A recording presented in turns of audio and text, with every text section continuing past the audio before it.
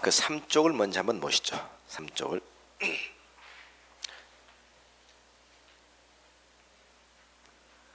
우선 그 1쪽을 순서를 한번 볼까요? 우선 여러분이 우리가 부동산 하면서 이제 토지에 관한 내용을 이제 공부를 하게 되는데, 사실 우리가 이제 오늘 이제 첫 시간이기 때문에 토지와 관련된 기본적인 내용들, 우리가 상식적인 것들 좀 간단히 좀 말씀을 좀 하고 넘어가겠습니다. 뭐 깊이 있는 어떤 공법적인 내용보다는 여러분과 사실 관련된 어떤 그 토지를 갖다 우리가 투자하고 토지를 분석하는 데서 기본적으로 좀 알고 있어야 될 것들 몇 가지 좀 같이 좀 우리가 짚고 넘어가도록 하죠. 우선 이번에 보니까 우리가 이제 그 토지를 갖다 흔히 투자하고 토지를 갖다 보는 데 있어서 몇 가지 우리가 범하기 쉬운 실수들이 있습니다. 그래서 제일 먼저 우리가 토지를 투자할 때 기본적으로 우리가 첫 번째 뭘 묻지 말라고 그랬어요? 가격을 묻지 말라고 그랬죠. 왜냐하면 우리가 토지를 얘기할 때는 토지는 우리가 흔히 부동산 공부에서 가장 중요한 것이 소위 우리가 이 용도 지역이라는 겁니다. 용도 지역. 용도 지역이라는 것은 말이죠. 전국의 모든 토지를 가장 효율적으로 이용하기 위해서 기본적으로 밑그림을 그리는 작업이에요. 자, 예를 들면 전국에 토지가 있다. 그럼 전국에 토지가 있으면 여기는 도시지역, 여기는 관리지역, 여기는 농림지역, 여기는 자연환경 보전지역, 이렇게 크게 4개 용도지역으로 나눠집니다. 이 4개 용도지역 가운데서 농림지역이나 자연환경 보전지역 일체 개발이 안 되는 지역이야. 개발이 가능한 지역은 도시지역이거나 적어도 관리지역 정도 돼야 됩니다. 도시지역도 다시 나누면 도시지역을 이렇게 크게 나눕니다. 어떻게? 도시지역을 자 상업지역, 그 다음에 공업지역, 그 다음에 뭐 녹지지역, 그 다음에 주거지역, 상업지역, 공업지역, 녹지역 또 이렇게 나누죠. 이렇게 전국의 토지는 그 토지의 쓰임새에 따라서 전국을 크게 도시적, 관리적, 농림적, 자연환경 보존지로 나누고 또 도시적을 주거적, 상업적, 공업적, 녹지 이렇게 용도지역을 나눕니다. 이 용도 지역에 따라서 토지의 쓰임새가 달라지는 것이고 용도 지역에 따라서 토지의 가치가 달라지는 겁니다. 그럼 항상 우리는 토지를 얘기할 때는 그 지역 용도지역이 무슨 지역입니까? 이걸 먼저 물어봐야 되는데 대뜸 평당 얼마 갑니까? 땅 사러 온 사람이 여러분이 말이죠. 땅 좀 삽시다. 또 뭐 이렇게 하면서 무조건 평당 얼마 갑니까? 이렇게 물어본다는 것은 나는 땅에 대해서 전혀 아는 바가 없으니까 마음 놓고 나한테 사기치세요 하는 얘기입니다. 절대 땅은 평당 얼마. 여기 자연환경 보전지역은 말이죠. 국립공원 지리산 같은 지역들 이런 지역들은 평당 200원, 300원짜리도 있습니다. 상업적 명동의 상업적 평당 1억이 넘어갑니다. 그런데 이걸 묻지 않고 용도지역이 무슨 지 이걸 묻지 않고 대뜸 평당 얼마 갑니까 물어본다는 것은 땅에 대해서 전혀 모른다는 것을 상대방한테 노골적으로 얘기하는 겁니다. 그러니까 절대 땅을 얘기할 때 평당 얼마 합니까 이렇게 물어보면 무식의 소치라고 그래요. 그 사람은 100번 사기당해도 어떻습니까? 남한테 하소연 못한다고. 그러니까 절대 땅을 사고 팔 때 평당 얼마 합니까 물어보지 않고 땅은 그 지역의 용도지역이 무슨 지역입니까? 용도지역이 도시지역입니다. 그래요? 도시지역이면 무슨 지역이죠? 주거지역입니까? 상업지역입니까? 공업지역입니까? 녹지역입니까? 이런 식으로 용도지역을 물어봐야지. 이 용도지역에 따라서 거기 건축할 수 있는 건축물의 종류가 달라지고 용도지역에 따라서 건폐율이라고 해서 몇 프로까지 건축물을 건축 건폐율이 달라지고 용도지역에 따라서 몇 층까지 건축할 수 있냐? 층수, 용적률이 달라집니다. 그러니까 항상 용도지역 니꼬로마다 토지의 투자 가치다. 용도지역. 그러나 절대 토지는 평당 얼마 가느냐 이렇게 물어봐서는 안 된다. 가격을 절대 묻지 마라 하는 겁니다. 여러분이 기획부동산이라는 얘기 많이 들어보셨죠? 기획부동산. 이 기획부동산이 어떤 사람들인지 아세요? 기획부동산은 말이죠. 개발이 안 되는 땅이 있죠. 이런 땅들. 이런 땅을 강원도 평창이니 어디 이런 데다 10,000평, 20,000평 대규모로 매수합니다. 그럼 평당 2,000원, 1,000원 저렴한 가격으로 매수하겠죠. 이렇게 매수해가지고 그 땅을 300평, 400평 단위로 분할을 해요. 분할해가지고 평당 30만원, 50만원 이렇게 서울에 와서 파는 거죠. 그럼 300평에서 평당 50만원이면 3, 55, 1,500만원이잖아요. 그렇죠? 그럼 300평이 1,500만원. 큰 돈도 아니야. 사는 사람 입장에서 보면. 그렇죠? 그러면 그 땅을 갖다가 서울에 와가지고 그 사람들이 기획부동산을 쳐놓고 몇 배 매매하는데 어떻게 매매하는가 아세요? 자, 신문에다 광고를 냅니다. 뭐라고? 공인중개사 모집. 공인중개사 모집. 월수 얼마 보장. 그리고 가로쳐놓고 꼭 써놓고 자격증 없어도 상관없음. 이렇게 모집을 해요. 그럼 집에서 할 일 없는 주부들 있죠. 그러죠? 할 일 없는. 월수 얼마 보자? 공인중개사 자격증 없어도 된다고 그러네. 나 부동산에 관심 있는데 찾아갑니다. 자면 그 사람들 교육을 시킵니다. 거기 가보면 사무실도 아주 싹 이쁘게 해놓고 말이죠. 여성 텔레마케팅 하는죠. 그분들은 많게는 100명, 200명까지 이렇게 고용을 해요. 그 사람들 교육을 시킵니다. 무조건 아는 사람한테 제일 먼저 전화해라. 언니, 오빠, 친척 전화해가지고 이 땅 참 좋은 땅이니까 이 땅을 사기 만들어라. 자, 300평에 뭐 1,500만 원밖에 안 되잖아. 큰 돈도 아니야. 그러니까 이 땅은 사놓으면 강원도 평창에 뭐 동계 올림픽이 열리고 앞으로 이것이 얼마까지 오를 수 있다. 이렇게 계속 좋은 얘기를 해주는 겁니다. 그러면 그 사람들이 어떻습니까? 그 대신 한 건 하면은 거기서 최고 한 30%까지 일을 갖다 돌려줍니다. 그 사람한테. 그러니까 그 사람들 그 교육을 받고 제일 먼저 누구한테 전화하겠어요? 연고지 판매한다고 그러죠? 오빠, 언니, 동생, 친구 제일 잘하는 사람한테 전화하죠. 그래서 언니 나 이번에 취직했는데 이 땅 참 좋은 땅이야. 내가 설마 언니한테 거짓말 하겠어? 절대 이거 믿고 사면 후회하지 않을 때가 사봐. 큰 돈도 아니야. 1,500원. 그러죠? 그럼 어떻습니까? 이걸 갖다 산다고요. 그럼 여러분도 거기 회사 들어가면 몇 개 팔 수 있나요? 적어도 1,000개는 팔 수 있겠죠. 여러분을 믿어주고 그러죠? 그러면 1,000개 팔고 더 이상 살 사람이 없잖아요. 그럼 회사 그만둡니다. 그만두면 회사 입장에서 전 손해보는 장사 아니죠. 왜? 새로운 사람 또 고용해. 그러면 그 사람이 연고집하면 또 3개는 팔 수 있어. 그럼 어떻습니까? 몇 개월쯤 다 팔아요. 이 땅을. 그럼 평당 2,000원, 3,000원짜리가 평당 50만 원씩 팔았잖아요. 그렇죠? 어마어마한 사기지. 이게 나쁜 건 말이죠. 이 땅은 절대 개발이 안 되는 땅이야. 20년, 30년이라도. 그렇죠? 그러면 그 사기를 쳤다는 게 나쁜 것이고, 두 번째는 더욱 나쁜 건 뭐냐? 나한테 가장 소중한 사람, 나를 가장 믿어줬던 사람한테 사기를 치게 만들었으니까 이거 더욱더 나쁜 사람이잖아요. 근데 문제는 뭐냐? 가장 중요한 것은 내가 무식하기 때문에 당한 거야. 다시 말해서 땅에 대해서 조금만 알았다면 절대 사기당하지 않죠. 대뜸 전화 와서 이 땅 한번 사봐요. 그러면 이 땅 좋은 땅이 그러면 뭐부터 뭐라 평당 얼마 갔는데 이렇게 물어봅니다. 그럼 그 사람 100% 당한 거야. 평당 얼마. 그때 그 사람이 뭘 물어봤어요? 그래요? 용도적이 무슨 적이죠? 용도죠? 그러면 파는 사람 그것도 몰라. 가만히 있으면 내가 알아보고 전화할게. 그래서 뭐 무슨 적이라고 하는데 그래? 그러면 도시적 무슨 적입니까? 관리적도 이제 여기도 보면 계획관리적, 생산관리적, 보호정관리적 이렇게 나눠지거든요. 계획관리적 같은 개발이 되는데 생산관리적, 보호정관리적 또 개발이 안 됩니다. 그러면 그 적이 무슨 관리적? 이렇게 물어보면 그 다음부터는 알았습니다 하고 전화 딱 끊어버립니다. 이 사람 씨도 땅을 알고 있잖아요. 그러면 그걸 물어보면 딱 될 텐데 사장님은 평당 얼마 갑니까? 이렇게 물어봤기 때문에 그 사람 100% 당한 거죠. 더욱더 중요한 말이죠. 그 사람은 사기당하고도 사기당했다는 사실을 몰라요. 왜? 땅 사놓고 땅값 오른다고 그랬으니까 기다리잖아요. 얼마 동안 기다려? 10년 동안 기다려. 언젠가 오르겠지. 그리고 언제 비로소 내가 사기당했던 사실 아는 거예요? 10년 지나고 난 다음에. 15년이 지나고 난 다음에. 그때서 내가 사기당했다는 사실을 아는 거야. 그때 문제를 삼고 싶어도 문제 삼을 사람이 있어 없어? 다 그 사람들 부동산 해체하고 다 가버렸잖아요. 그렇죠? 그러니까 기획부동산 전혀 문제가 안 되는 게 바로 그거예요. 땅을 첫째 모르는 사람이었고 그 사람은 사기당했던 사실 10년 뒤에 알게 되고 10년 뒤에 알아봐 이미 때는 늦어. 그렇죠? 전혀 문제. 이게 기획부동산. 이렇게 해서 어마어마하게 돈을 많이 챙겼던 거지 기획부동산들이. 그래서 바로 기획부동산에 당한 우리가 나쁜 거지. 그렇죠? 그래서 절대 우리가 토지에 대해서 뭘 물어봐자? 가격을 물어봐서는 안 된다는 거죠. 그리고 항상 우리는 땅에 대해서는 말이죠. 계획을 알아야 됩니다. 우리나라는 우리가 항상 전국의 난개발을 방지하기 위해서 토지를 개발하기 위해서 계획을 수립합니다. 이걸 뭐라고 하냐? 선계획 후개발이라고 그래요. 지난주에 잠깐 말씀드렸죠. 선계획 후개발. 계획 없는 개발 없다. 계획을 반드시 수립해 놓고 계획에 맞춰서 개발합니다. 그러니까 우리는 계획을 알면 전국의 토지를 알 수 있는 거예요. 계획을 알면 어디가 개발된다 안 이걸 알 수 있다고요. 그래서 항상 우리는 계획을 알고 먼저 투자하는 것이 우리가 투자에서 우리가 성공의 지름길이라고 말씀드렸죠. 그래서 항상 우리가 계획, 첫째는 뭘 알아야 할까? 가격을 묻지 말고 용도 지역을 알아야 되고, 두 번째 계획을 알아야 됩니다. 이 계획은 요즘에는 전부 공개됩니다. 공개되지 않는 자료는 거의 없습니다. 국토해양부, 한국토지주택공사, 뭐 서울시, 인천광역시 인터넷 홈페이지에 들어가면 계획들이 전부 다 게시되어 있어요. 그러니까 옛날에 사기치는 사람들이 어떤 사람들이냐, 땅 가지고 사기치는 사람들이 무슨 종이 쪽지 하나 가져와가지고 이게 청와대에서 나온 자료인데 나만이 가지고 있는 자료인데 이 땅 사두면 여기 개발되니까 큰 대박 터집니다. 땅 사두 이거죠. 요거. 그런데 지금은 공개되지 않는 자료는 전혀 없다니까요. 그러면 이제 그런 자료 가져오면 그래요? 그거 참 봅시다. 이거 출처가 어디죠? 어디서 나온 자료죠? 물어봐야 돼. 물어봐야 상대방이 대답을 못하면 이거 사기야.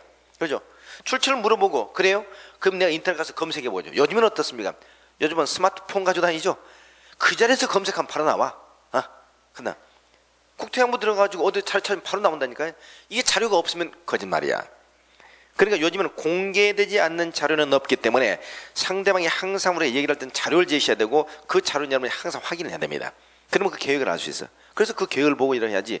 이제 뭐 공개되지 않고 나만이 가지고 있는 자료, 어디 청와대에서 나온 이런 자료는 절대 없다고요. 그러니까 절대 거기에 속으면 안 된다는 얘기입니다. 세 번째, 우리가 흔히 사라는 땅은 절대 사지 말고 팔라는 땅은 팔지 말라라는 격언이 있습니다. 이거 무슨 말이냐 말이죠. 어떤 사람이 땅 사세요. 땅 사서 계속 전화 오죠. 그럼 그 땅은 절대 사는 거 아니야. 예. 그렇게 좋은 땅이면 자기가 사야지. 그렇죠? 두 번째, 절대 땅 팔아라 그러면 그 땅 팔아서는 안 됩니다. 내가 땅을 가지고 있는데 어떤 사람이 그 땅 자꾸 팔려고 중개사서 전화 오잖아요. 그럼 어떻습니까? 이미 거기에 뭔가 계획이 발표됐다든가 내가 모르고 있는 어떤 사실 때문에 땅값이 급등할 가능성이 크기 때문에 그 땅 자꾸 팔려고 그런 겁니다. 그럼 어떻습니까? 땅은 보통 우리가 기회가 자주 오는 게 아니야. 투자해놓고 한 번에 기회가 오면 어떻습니까? 땅값이 10배, 20배, 30배 이렇게 오를 수 있거든요. 아파트는 달아. 아파트 가격은 2배 오르기가 어렵지 않지만 땅은 20배, 30배는 금방입니다. 그렇기 때문에 모처럼 기회가 왔는데 그 땅을 갖다 오래 기다리다가 헐값에 팔아넘겨버리면 투자 못하는 거야.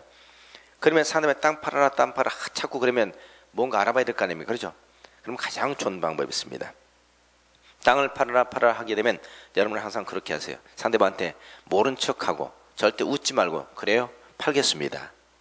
그런데 얼마 줄 겁니까? 그러면 상대방이 평당 50만 원 드리겠습니다. 이렇게 얘기할 겁니다. 평당 100만 원 드리겠습니다. 중개사가. 그러면 그때 여러분 떠보는 가장 좋은 방법. 절대 웃지 말고 무게를 탁 잡고 말하고 아니죠. 나 50만 원 못 팔죠. 그리고 정확하게 10배를 얘기하세요. 평당 500만 원 주세요. 100만 원, 평당 100만 원 주겠다 그러면 아니죠. 그건 안 되죠. 1000만 원 주세요. 딱 10배를 얘기해 보라고. 그러면 상대방이 무슨 얘기입니까? 그렇게는 안 사죠. 전화를 딱 끊을 겁니다. 그리고 난 다음에 상대방은 눈치를 채죠. 저 사람 뭘 알고 있네? 네? 내가 헐값을 몰라서 상대방이 알고 있네? 이미 사내만. 그러면 조금은 다시 전화 옵니다. 그러면 1000만 원 너무 비싸고 한 700만 원 줄게요. 이렇게. 그러면 어떻습니까? 상대방 가장 떠보는 가장 쉬운 방법. 항상 토지를 얘기할 때 상대방 팔아라 그러면 10배를 얘기해라. 그러면 어떻습니까? 가장 상대방을 갖다 쉽게 알아보는 방법입니다. 그래서 절대 사라는 땅은 사서는 안 되고 말이죠. 팔라는 땅은 한꺼번에 팔아서는 안 된다. 두 번째 땅은 분할된 땅은 절대 손대서는 안 됩니다. 우리가 땅을 아까 300평, 500평 딱 더 쪼개진 땅 있죠. 이런 땅은 사면 백전백패입니다. 흔히 우리가 칼된 땅, 손댄 땅이라고 그러는데 이 땅이 분할되는 순간에 분할돼 가지고 몇 번 가격이 이미 부풀려진 거예요. 그러니까 절대 남이 분할된 땅은 이미 거기서 손이 가져서 칼이 가는 순간 몇 번씩 땅이 부풀려 있기 때문에 절대 이런 땅 사서는 수익이 나기 어렵고 항상 뭘 따라 원시림을 사야 됩니다. 손대지 않은 땅, 쪼개지 않은 땅. 이런 땅을 사서 나중에 기회가 되면 내가 분할해서 그 땅을 처분해도 이득이 되지만 남이 분할된 땅은 어떻습니까? 남이 분할된 땅은 이미 나에게는 이득이 생길 가능성이 별로 없다. 그래서 절대 분할된 땅은 사서는 안 된다는 것이죠. 그리고 아까 우리가 기획부동산을 조심하라고 했죠? 기획부동산. 요즘에는 기획부동산이 여러 가지가 있습니다. 자, 기획부동산이 우리가 전형적인 형태가 첫째 아까 토지를 분할해서 처분하는 경우 있죠. 저렴한 가격의 토지를 매수해서 그 땅을 갖다 분할해서 처분하는 방법. 이게 전형적인 기획부동산이었습니다. 어떤 사람은 말이죠. 그래도 내가 좀 아는 사람이다. 내가 절대 남한테 사기당하지 않을 사람이다. 이런 자신감 있는 사람이 이렇게 합니다.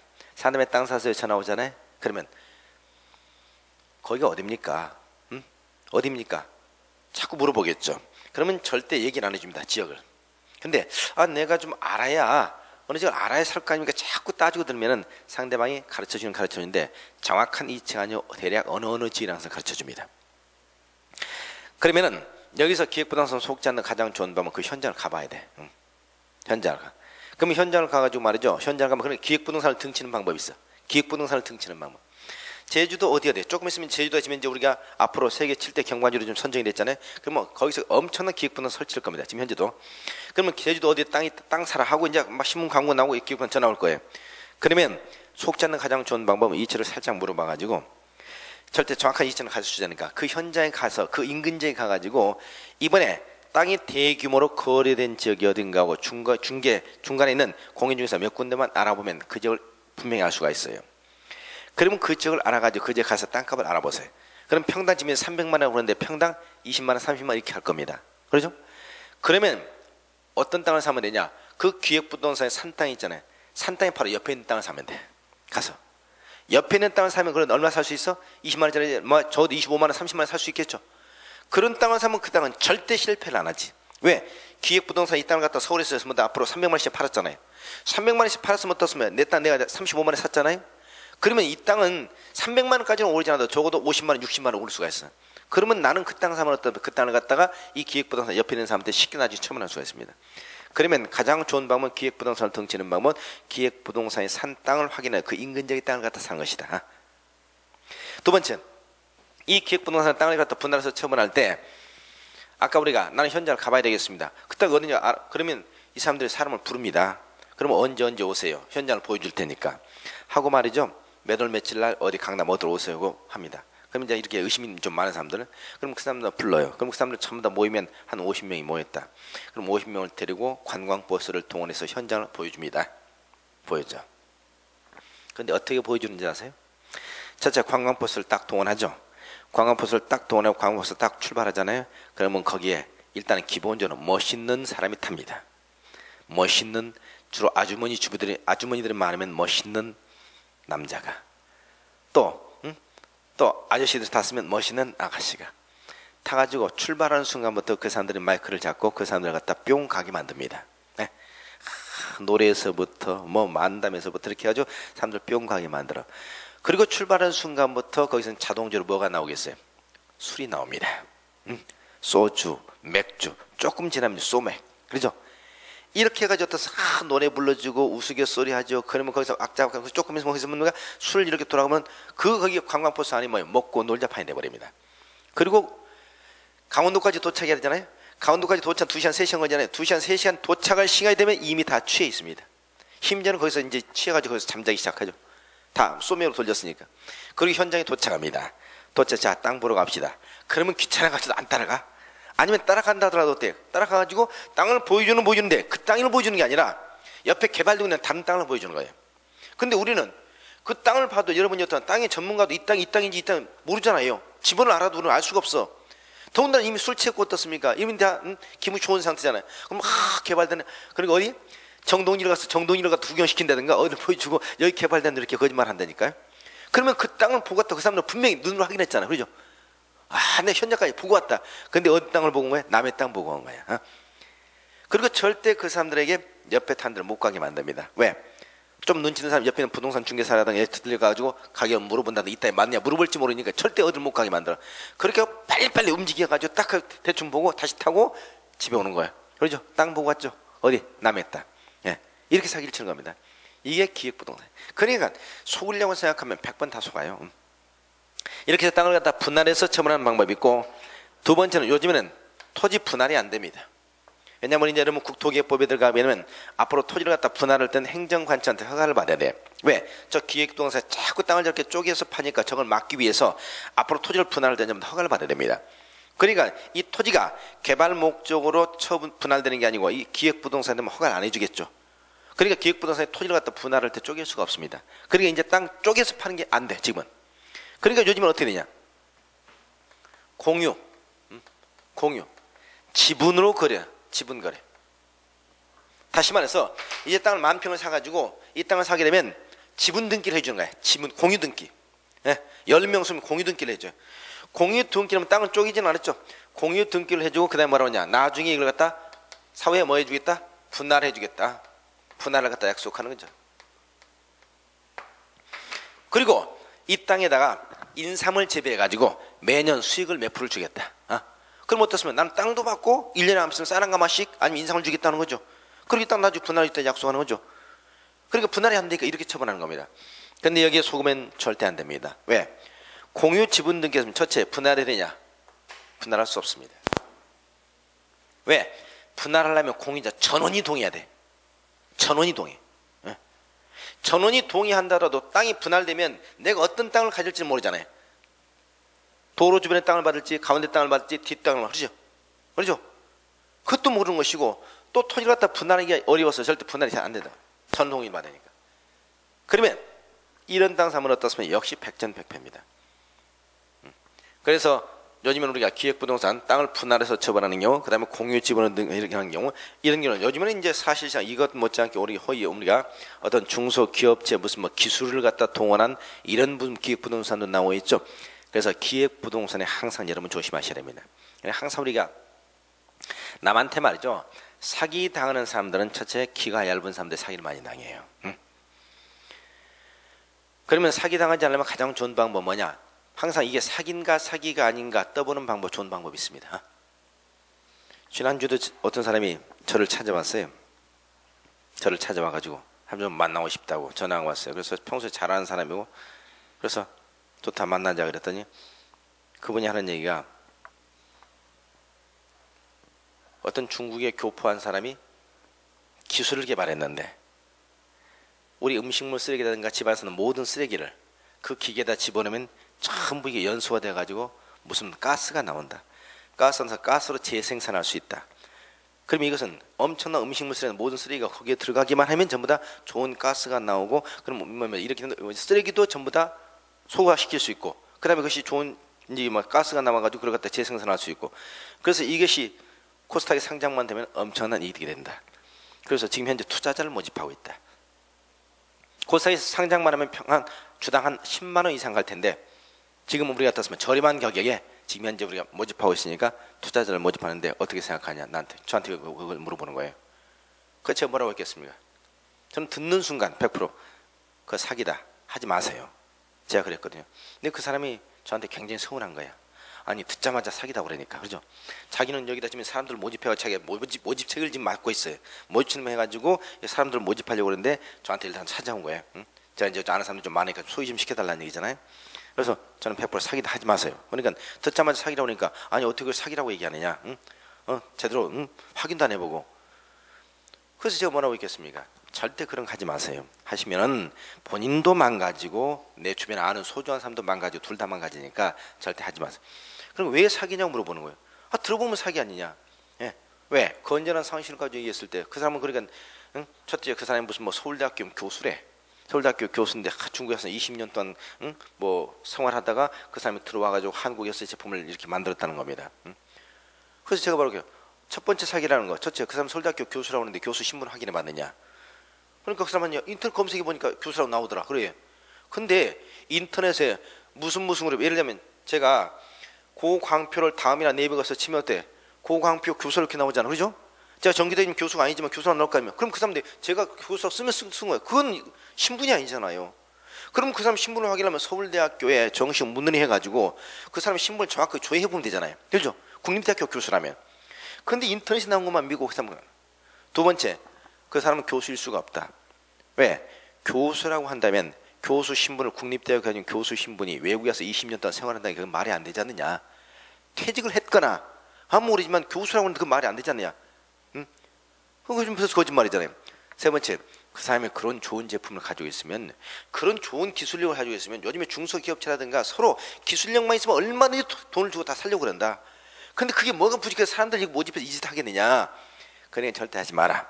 그랬더니 그분은 그렇게 하면 헐값에 넘어가니까 지금 현재 자기가 제값을 받으려고 이렇게 하는 거죠. 세 번째, 가장 큰 사기라는 것이 그 사람 평당 10만 원에 상장된 것을 평당 10,000원씩 이렇게 판다는 것은 요것은 우리가 상식적으로 생각할 때 이득의 10배를 주겠다는 거 아니냐. 그렇죠? 그러면 사기인가 사기가 아닌가 가장 확인하는 좋은 방법. 앞으로 여러분 인생을 살아가는 데서 여기에 상대방 얘기가 사기인가 확인하지 않은 가장 좋은 방법. 내가 노력한 대가보다도 너무 지나친 이득을 주겠다 그러면 사기야. 내가 10만큼 노력을 했으면 10이나 11, 12를 주겠다고 그러면 이건 사기 아닌데 10만큼 노력했는데 100을 주겠다. 10배잖아요. 그러면 사기야. 왜? 이 세상에 그런 건 없어요. 그렇잖아요? 로또 아니면 그게 없잖아요. 그렇죠? 그러면 그게 사기지. 그게 사기다 내가. 100% 사기니까 하지 마라.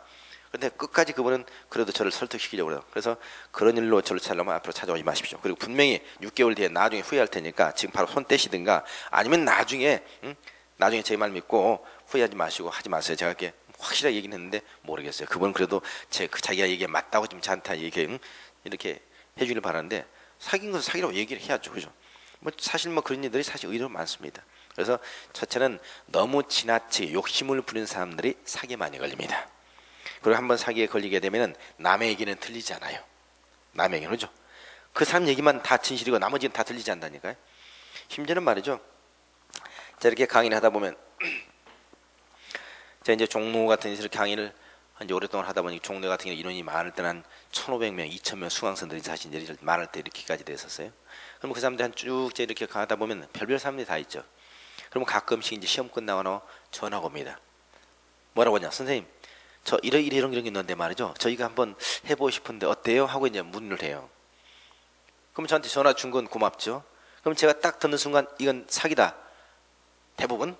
그러면 제가 그거 사기니까 하지 마세요, 제가 이렇게 얘기할 거 아닙니까? 그럼 그분이 뭐라고 하는지 얘기하세요? 평소는 수업 시간에 제 말을 참 잘 들었어. 제가 얘기하면 팥으로 뭘 써도 제 얘기를 믿는 사람이었어, 수업에. 응. 그런데 상대방이 저한테 딱 그거 사기니까 하지 마세요. 그러면 아, 그래요?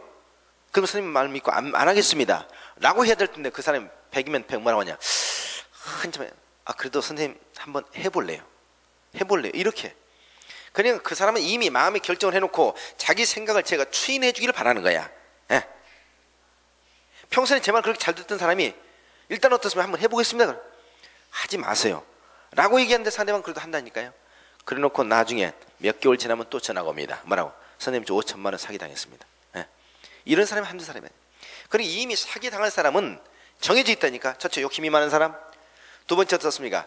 한 번 듣고 남의 말 잘 안 듣는 사람. 그러죠? 그리고 이미 상대방한테 말을 들으니까 다른 사람 얘기 제 얘기도 안 듣는, 이게 사기 나와요. 예. 그러니까 절대 지나친 욕심을 부리면 사기다 하는 것을 잘 기억하셔야 됩니다. 그 다음에 여섯 번째 보면 이제 발품을 팔으라고 그랬죠. 땅은 우리가 어떻습니까? 많이 가서 여러분이 쳐다봐야 됩니다. 쳐다보고 확인하셔야 돼요. 남의 말을 믿고 사서는 안 됩니다. 그러니까 현장에 가보지도 않고 누구누구 말만 믿고 땅이 어디 있는지도 모르고 땅 사는 거 있죠. 이건 백전백패입니다. 항상 가서 발로 보셔야 되고, 그리고 땅도 어떻습니까? 봄에 보는 거, 여름에 보는 거, 가을에 보는 거, 겨울에 보는 거, 땅이 다 모양새가 달라집니다. 땅은 주로 언제 보는 게 가장 정확할까요? 땅은 가을에 봐야 됩니다. 늦은 가을에 낙엽이 떨어지고 난 다음에. 봄이나 여름에 가면 어떠나 풀이 무성하게 있어가지고 땅의 모양새를 제대로 알 수가 없어요. 네? 겨울이면 눈이 쌓여 있어가지고 어떻습니까? 이것도 땅의 모양새를 알 수 없습니다. 가장 좋은 때는 가을 같은 데 이렇게 보면 낙엽 떨어지고 난 다음에 앙상하죠. 이때는 땅의 모양새를 제대로 볼 수가 있어요. 그래서 항상 봄, 여름, 가을 어느 때 보내에 따라서 땅이 달라지기 때문에 항상 가서 현장을 보셔야 되고, 그 주변에 뭐가 있는가를 꼭 좀 확인하셔야 됩니다. 그래서 항상 확인하지 않고 하는 것은 바람직하지 못하고, 또 땅은 가급적 말이죠, 여러분이 가서 보기 좋은 가까운 장소에서 땅을 매수하셔야 돼. 멀리 나하고 거리가 먼 곳에서 땅을 매수하게 되면 그 땅을 자주 볼 수가 없잖아요. 땅도 자주 가서 쳐다봐주고 얘기를 해주고, 그래야 그 땅값도 오릅니다.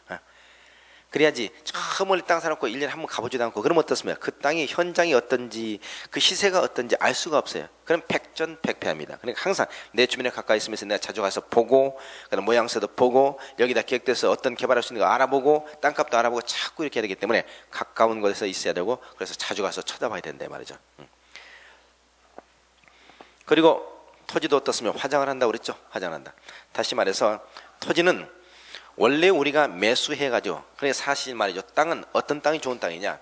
우리가 잘 만들어진 땅이 좋은 땅이 아니야. 토지 전문가는 토지가 어떻습니까? 잘 만들어지지 않은 땅들 있죠. 쓸모없는 땅들 있죠. 토지 전문가는 최고 쓸모없는 땅들을 갖다 매수합니다. 쓸모없는 땅을 매수해서 그 땅을 갖다 쓸모있는 땅을 바꾸는 거죠. 그래서 그 땅을 갖다 매각하게 되면 우리가 많게는 수십 배 이익을 갖다 취득할 수 있죠. 예를 들면 어떻습니까? 맹지. 맹지는 맹지. 자, 도로가 하나 있는데, 자, A의 땅, B의 땅, C의 땅. 자, 이건 뭐 D의 땅. 뭐 이렇게 이런 땅이 있다. E의 땅. 그러면 이 B 땅은 어떻습니까? B 땅은 여기는 좀 도로야. 여기는 도로. 여기도 도로입니다. 그러면 A에 대지나 D에 대지나 C에 대지나 또 이의 대지는 전부 다 건축물 건축이 가능해요. 왜? 도로에 접하고 있기 때문에. 근데 이 B의 땅은 어떻습니까? 도로에 접하지 않고 있죠.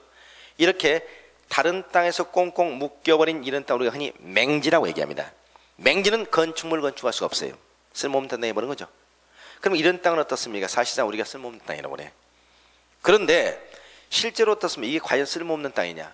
그러니까 토지 초보자들은 당연하게 맹지니까 건축물 건축할 수 없다 이런 땅을 안 사죠. 그러나 토지 최고 전문가들은 두 번, 세 번 생각한 사람은 이런 땅을 오히려 선호한다니까요. 어떻게?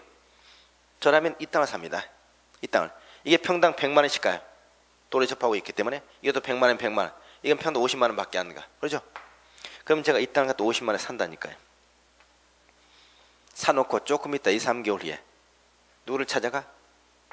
C를 찾아가. C를 찾아가지고 아니면 A를 찾아가서 이 땅을 매수하는 겁니다. 평당 100만 원에. 이 땅을 평당 100만 원에 매수해요. 그러면 이 땅을 매수하게 되는 순간 A 땅과 B 땅을 갖다 합병해버려요. 두 개를. 합병해버리면 이 땅이 어때? 도로에 접하잖아요. 그럼 여기가 건축물 건축이 가능하죠. 그럼 평당 50만 원짜리 이게 얼마가 돼? 100만 원 아니면 150만 원 오르는 거죠. 그렇죠? 그럼 어떻습니까? 이 땅을 저렴한 가격에 사가지고 이 땅의 가치가 높아지잖아요.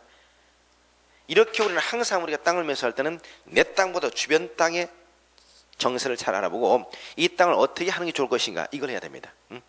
또 우리가 예를 들면 우리가 도로 밑에 있는 땅들, 도로보다 낮은 땅들, 우리가 대지는 말이죠. 이 대지는 도로변보다 낮으면 안 됩니다. 도로변보다 낮으면 이 땅은 어떤 우리가 쓸모없는 땅이 된다고 그래요. 왜냐? 도로에서 차량이 지나다니면 어때요? 밑에다 건물 건축했을 때 전부 다 내부가 훤히 다 들여다 보이게 되고, 그 다음에 도로에서 차가 지나다니면 먼지가 날리게 되고, 또 도로변보다 낮으면 어때요? 나중에 침수, 도로변에서 흐르는 물 때문에 침수될 수 있고, 이런 여건 때문에 도로 밑에 있는 땅은 것도 우리가 매수하지 않습니다. 그러나 전문가들은 오히려 이런 땅을 또 원한단 말이지. 왜? 이런 땅을 사면 어때? 반값에 살 수 있을 거 아니에요. 이런 땅을 사가지고 저 외곽지에다 다른 땅을 사가지고 예를 들면 산 같은 거 거기서 흙을 파다가 그 흙을 갖다 여기다 메꾸는 거예요. 그러면 흙을 파다 여기다 메꾸면 이 땅은 어떤 도로망과 똑같아지죠. 똑같은 순간 땅값이 2배로 오르잖아요. 그렇죠? 그리고 저기 흙을 파가지고 별로 쓸모없는 땅 흙을 갖다 파내버리면 거기 또 새로운 땅이 생기죠. 그렇죠? 그러면 또 일거양득이 되지 않습니까? 이렇게 항상 우리가 토지는 어떻게 가꾸느냐에 따라서 가치가 전혀 다르기 때문에 토지는 현재 있는 상황보다는 앞으로 이 토지를 매수해서 어떻게 화장을 시킬 것인가, 여성분도 화장을 하듯이 땅도 화장을 시키는 거, 이게 우리가 가장 중요하다는 겁니다. 그래서 이걸 여러분이 잘 아셔야 되고요. 그 다음에 이제 뭐 돌산 같은 것도 마찬가지죠. 돌산 같은 경우는 말이죠, 산은 산인데 돌이 전부 다 이렇게 깔려있는 산들, 쓸모없는 산이죠. 쓸모없는 산. 그런데 이런 땅들 어떻습니까? 또 잘만 갖고 오면 대단히 좋습니다. 왜냐? 돌산을 매수해가지고 나중에 이 돌을 갖다 전부 다 캐냅니다. 돌을 전부 다 캐내가지고 돌도 어떻습니까? 팔죠. 한 차당 얼마? 이걸 전부 다 팔아요. 그러면 돌을 팔아서 돈이 되고, 그 다음에 그 산에 돌을 전부 다 파내니까 그 땅이 쓸모없는 땅 바뀌잖아요. 그렇죠? 그럼 그 산이 좋아지고 이 돌을 파가지고 돈이 되고, 그렇죠? 일거양득을 하지 않습니까? 그러니까 오히려 이렇게 우리가 항상 우리 흔히 그런 얘기를 하죠. 위기는 항상 귀라고 그러잖아요. 사람한테도 위기는 귀다. 마찬가지입니다. 땅도 나쁜 땅이 잘만 가꾸어지면 그 땅이 황금의 땅으로 바뀔 수 있다는 얘기죠. 그래서 현재 잘 가꾸어진 땅, 이거보다는 어떻습니까? 잘 가꾸어지지 않은 땅을 사서 잘 가꾸는 방법을 갖다 하는 것이 사실상 토지 투자의 소리가 기본이라고 얘기를 합니다. 사람도 이미 어떻습니까? 완벽하게 갖춰준 사람보다는 조금 어때? 등신 같은 사람을 데려다가 어때요? 잘 좋은 사람 만들면 바보 온달처럼, 그러죠? 그런 사람이 오히려 인재로서 쓸 수 있는 거잖아요. 그 다음에 말이죠, 우리가 항상 우리가 토지를 투자하거나 부동산을 투자할 때는 기본적으로 알아야 될 것이 내가 믿을 수 있는 사람, 내가 100% 믿을 수 있는 어떤 정보원을 가져야 됩니다. 정보원. 그러니까 여러분이 나중에 부동산 실무를 할 때도 마찬가지고, 여러분 중개업을 나중에 할 때도 마찬가지고, 중개업자로서 성공하려면 우리가 흙이 3가지 중에 하나가 있으면 성공한다고 그럽니다. 첫째,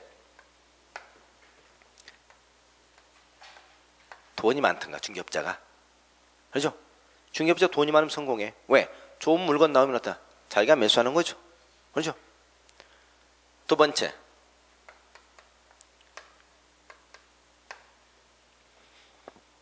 사람을 많이 알던가.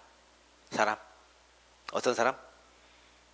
내가 하는 얘기면 100% 나를 믿고 투자해 주는 사람. 다시 말해서 중개업자는 말이죠.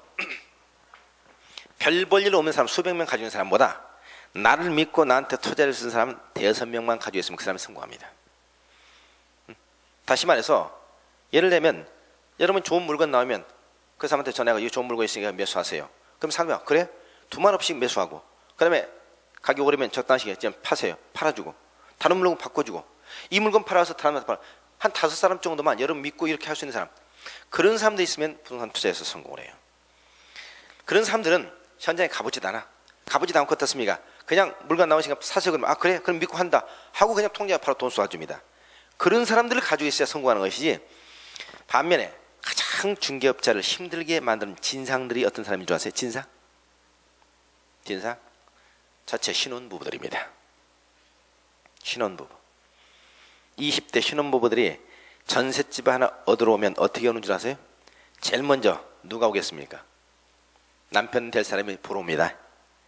보러 와가지고 어떻습니까? 이거 집 괜찮네? 이따 저녁에 와서 부인 될 사람 같이 보겠습니다 하고 부인 또 저녁에 기다리다 부인하고 딱 들어옵니다. 부인도 괜찮네? 근데 이건 우리가 결정한 문제 아니야. 조금 이따 시아버지 될 사람 보겠습니다. 시어머니 모시고 오겠습니다. 그러죠? 주말에 그 사람 또 데리고 옵니다. 그래서 어떻습니까? 그 사람도 좋다 오케이 했는데 조금 있으니까 집에 가니까 어때? 집에서 시어머니가 거짓말로 이렇게 해서 집을 3번 4번 계속 보기만 보고 나중에는 어떻습니까? 결정도 못하고 단지 가서 그거 해봐야 돈도 안 돼. 그죠? 그런 사람은 안 되고, 누구 아까 믿을 만한 그런 사람들이 있어야 실제로 어떻습니까? 이런 부동산 투자에 성공한다고요. 그러니까 나를 믿고 투자를 쓸 사람, 그런 사람이 사실 중요합니다. 그 다음에 3번째는 뭐가? 물건이 많으면 되죠. 그러니까 내가 이 부동산 업자로서 이 지역에 물건을 얼마나 확보하고 있느냐, 다른 사람들한테 주지 않는 물건을 나는 믿고 나한테 맡기는 이 물건, 이게 있으면 어떻게 성공할 수 있죠. 그러니까 돈이 많든가 사람이 많든가 물건을 많이 가지고 있든가 그런 부동산 투자에서 성공하는 거예요. 중개업자로서. 물론 3가지를 다 가지고 있으면 어때요? 그 사람은 100% 성공이죠. 중개업자로서 성공할 수 있는 방법 3가지. 그리고 투자하는 사람도 마찬가지입니다. 저는 투자자야. 중개업자는 투자자. 투자자 입장에서 투자에 성공하려면 가장 좋은 방법이 내가 믿을 수 있는 정보원이 있어야 돼. 좋은 물건 있으면 제일 먼저 저한테 전화해주고, 또 제가 이걸 더 처분해달라면 상대방이 속임없이 어떻습니까? 매각해주고, 상대방이 얘기면 제가 100% 믿을 수 있는 그런 사람을 1명 내지는 2명을 가지고 있으면 부동산 투자에서 성공합니다. 저도 마찬가지입니다. 저도 지금 부동산 이렇게 하고 또 사실 실무도 하고 그러지만, 저도 사실상 제가 직접 하는 것보다는 제가 믿을 만한 중개업자들 또 이제 제자들 이렇게 했기 때문에 저는 그 사람 얘기하면 지금도 어떻습니까? 10년 넘게 그냥 그러면 하는 대로 이렇게 해주고, 아니면 그 사람한테 맡겨서 매각하고, 실제로 이렇게 하면서 저도 부동산 투자를 같은 방법으로 합니다. 근데 그게 믿지 못하면 안 돼요. 그 사람 얘기면 100번 믿을 수 있어야 돼요. 그래서 실질적으로 부동산 투자에서는 사실 가장 중요한 것이 사람입니다. 그래서 자, 지난번에 인천의 강화도를 한번 가보니까 말이죠. 강화도가 아니고 인천 쪽이 저쪽 어디입니까? 무의도, 장봉도, 신도 있죠. 장봉도, 신도. 저쪽에 이제 인천 쪽에 지금 땅값이 많이 올랐어요. 인천시에 가격이 사실 부천 이쪽은 아니는데 이제 그 강화도라든가 좀 무의도, 용의도 인근적인 이제 앞으로 개발되잖아요. 그래서 무의도 같은 데도 땅값이 굉장히 많이 평당 100만 원 이상씩 갑니다. 그 저기 100만 원 이상씩. 근데 몇 년 전에 제가 장봉도, 신도 그쪽으로 한번 산을 가보니까 그 지역은 땅값이 굉장히 싸더라고요. 그 지역은 개발이 안 돼 있어요. 일단 평당 15만 원, 20만 원 산이 이 정도 가격이야. 무의도 같은 100만 원이 넘어가는데. 근데 거기를 가보니까 말이죠. 그 지역에서 중개업을 하고 계신 여자분이 한 분이 계세요. 그래서 제가 이제 그쪽에 간다 그러니까 현지 그 중개인이 그러면 이 지역에 사정을 잘 알고 있는 한 사람을 소개시켜 드리겠습니다 하고 이제 현장 좀 보여드리면서 있다고요. 그래요. 그래서 제가 가서 그 사람을 만났어요. 나온 분이 여자분이야. 근데 그 섬에서 중개업을 하고 계세요. 근데 옆에 사람 얘기로 이 여자분이 아주 대단한 분이래. 이분이 여기서 거의 1년에 1억 이상 수익을 올리는 아주 대단한 중개업자이고 토지를 전문적으로 한대요. 그래서 궁금했습니다. 어떤 사람인가 하고 이제 그 사람 만나가지고 그 산을 쭉 둘러보고 그러면서 그 사람한테 노하우도 물어보고 이제 어떻게 하고 있느냐 그랬더니 그분이 대단한 분이야. 어떤 분이냐면 그분이 그 섬에 처음에 들어가가지고 땅 장사를 하시는데 여성분들이 사실상 땅을 하기는 쉽지가 않습니다. 쉽지가 않아요. 왜? 일단은 신뢰도가 떨어져요. 아파트 같은 경우는 보통 여성분을 믿고 하지만 땅은 여성분이 혼자서 중개하는 것은 거의 어렵습니다. 반드시 중개할 때는 땅을 중개할 때는 믿을 만한 남성분이 옆에서 하나 믿고 있어야 돼. 뒤에서 뒷짐이라 찌고 있는 남성이 있어야 믿지. 여성분이 토지를 갖다 중개한다면 일단 신뢰도가 토지에 있어서는 많이 떨어져요. 예. 또 여성분이 토지를 할 때 현장을 탑사를 해야 되잖아요. 임장 활동을 해야 되잖아요. 지역적으로라든가 산을 오르는다든가 이런 여러 가지 어려움이 있기 때문에 실제로 쉽지 않은 게 또 산입니다.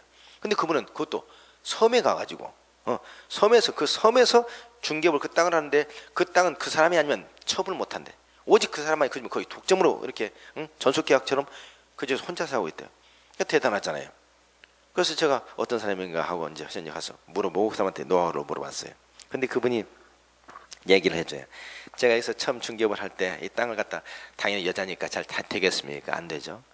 그래서 어떻게 했습니까? 물어보니까 그분이 노하우를 얘기해 주는데 처음에 가지고 아무리 자기가 땅을 갖다 이렇게 자기한테 땅을 달라고 해도 주지도 않고 또 왜? 지역 주민들은 굉장히 보수성이 강하잖아요. 그저 모르는 사람 아니면. 더군다나 여자니까 누가 여자를 믿고 거기서 땅을 내주지 않을 거 아니에요. 그래서 한 건도 못 냈습니다. 그래서 반드시 난 여기서 성공해야 됐다 하고 마음을 먹고 거기서 정찰을 시작했는데 그래서 제일 먼저 한 게 뭐냐? 제일 먼저 한 게 목재소에 가가지고 말이죠. 목재소. 이 나무 각개목이라고 그러죠.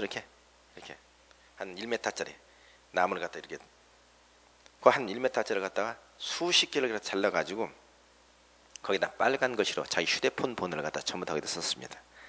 써가지고 그걸 가지고 다니면서 남의 땅에다 전부 다 박았대 이걸. 빠지지 않도록. 이렇게 조금만 남겨놓고 그렇게 딱. 그러다 전부 다 바꿔 다니는 장을 같아요. 그러니까 땅 주인들이 이때 이제 사실상 영종도 개발이 되고 영종도에서 보상금 나오잖아요. 보상금 나오면서 대토를 하죠. 대토를 하면서 인근지대 땅을 사는 겁니다. 대토를 사게 되면 우리가 취득세 등록세를 면제시켜 줍니다. 그리고 대토를 하게 되면 그 땅값이 또 뛰죠. 그러니까 보통 보상금 받으면 그 돈 가지고 보통 70%는 옆에다 다시 땅을 사는 게 일반적인 사례예요. 그런데 영종도 보상이 되면서 그 영종도 이주민 사람들이 많은 사람들이 돈을 가지고 뭐 하겠습니까? 강화도라든가 인근지대 땅을 사기 시작하잖아요.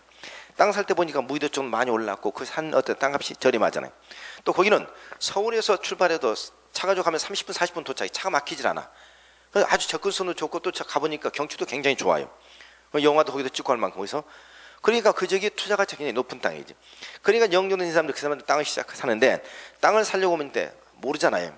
그 현장에 가보니까 어때요? 각개뭐 박혀 있고 휴대폰 전화가 있잖아요. 그러니까 땅을 계속 오르기 시작하잖아요. 그럼 땅 주인도 내가 땅을 한번 팔아봐야 되겠다 하고 자기 땅을 한번 삥 둘러보러 가니까 누구를 통해서 팔는지 뭔데 거기 딱 휴대폰이 적혀 있잖아요. 뺄려도 빠지지도 않아요 이게. 그러니까 제일 먼저 자기 휴대폰을 전화하기 시작하더래요. 이렇게 해가지고 그 지역 사람들과 연고를 맺기 시작해가지고 나중에 그 지역에서는 자기가 아니면 땅을 갖다 팔 수 없게 만들었어요. 그리고 그 사람은 그 지역에 섬에 주민이 몇 명이고 아이들이 몇 명이고 숟가락 젓가락 몇 개니까 전부 다 알고 있어요. 어른들의 생신 여기까지 전부 다 기억을 합니다. 그래서 생신 때면 꼭 찾아서 인사드리고 아이들 돌잔치만 빠지지 않고 1년에 2번 관광버스를 동원해. 1년에 2번 관광버스를 대절해가지고 그 지역 주민들 전부 관광버스 태우고 저기 강원도로 어디로 1년에 2번씩 관광시켜줍니다. 무료로 자기 돈 투자해가지고. 네. 그거 해봐 돈 얼마나 들겠습니까? 관광버스 하나 대절해가지고 강원도 한번 갔다 오는데 한 50명 100명 데리고 간다도 얼마? 1,200만 원이면 돼요. 그렇죠? 근데 땅 하나 팔면 어때요? 땅 하나 팔면 이게 수백만 원에서 수천만 원까지 일이 나오잖아요. 이렇게 해가지고 그 지역 주민들과 전부 다 연고를 맺어내니까 그 지역에서는 그 유지가 돼 있어. 그러니까 어떤 어려운 일이 있으면 제일 먼저 자기한테 전화하고 자기가 가서 해결해주고 또 왜 법을 아니까 지역 주민들 잘 모르잖아요. 그러니까 그 땅은 오직 그 사람만이 전부 다 혼자예요. 여자만. 이렇게 해서 그 지역이 아주 유명한 이상이 되죠. 그렇죠? 그러니까 어떤 부분에서 성공하려면 그만큼은 또 노하우가 있어야 되고 나를 100% 믿을 수 있는 사람. 특히 이제 토지를 개발할 때는 그 지역 주민들이 민원을 제기하거나 반대를 하게 되면 말이죠. 나무 하나 잘라낼 때도 제재를 받아요. 예, 주민들이 민원을 제기하면. 그렇기 때문에 그 지역 주민의 이런 관계가 굉장히 중요하다 말이죠. 그래서 이 지역 주민에서 사실 이렇게 해가지고 아주 성공한 그런 경우, 이렇게 우리가 나를 믿을 수 있는 100% 믿을 수 있는 신봉자가 있어야만이 토지를 우리가 성공할 수 있다 하는 겁니다. 그리고 제일 먼저 10번째 나와 있는 땅은 기다려야 됩니다. 땅은 땅은 우리가 어떻습니까? 사가지고 3년, 4, 5년 이렇게 쉽게 처분하고 그러면 땅은 수익이 없습니다. 땅은 적어도 최소한 10년 아니면 그 이상을 보고 사야 돼요. 그래서 우리가 아까 얘기했던 것처럼 아파트 값은 2배가 오르기 어렵지만 땅은 어떻습니까? 오르기 시작하면 땅 값은 10배, 20배 이렇게 여러 번 가격이 많이 오르기 때문에 땅은 사놓고 진드건이 기다리면서 수익이 어느 정도 나올 때까지 기다리는 게 좋습니다. 그래서 성격이 급한 사람은 토지 투자를 못합니다. 그래서 토지는 이런 우리가 기다릴 줄 알아야 된다 하는 거죠. 자, 이 정도로 우리가 토지는 투자할 때 우리가 사례를 좀 기억을 해 두시고요. 자, 잠시 쉬었다가 계속 진행하겠습니다.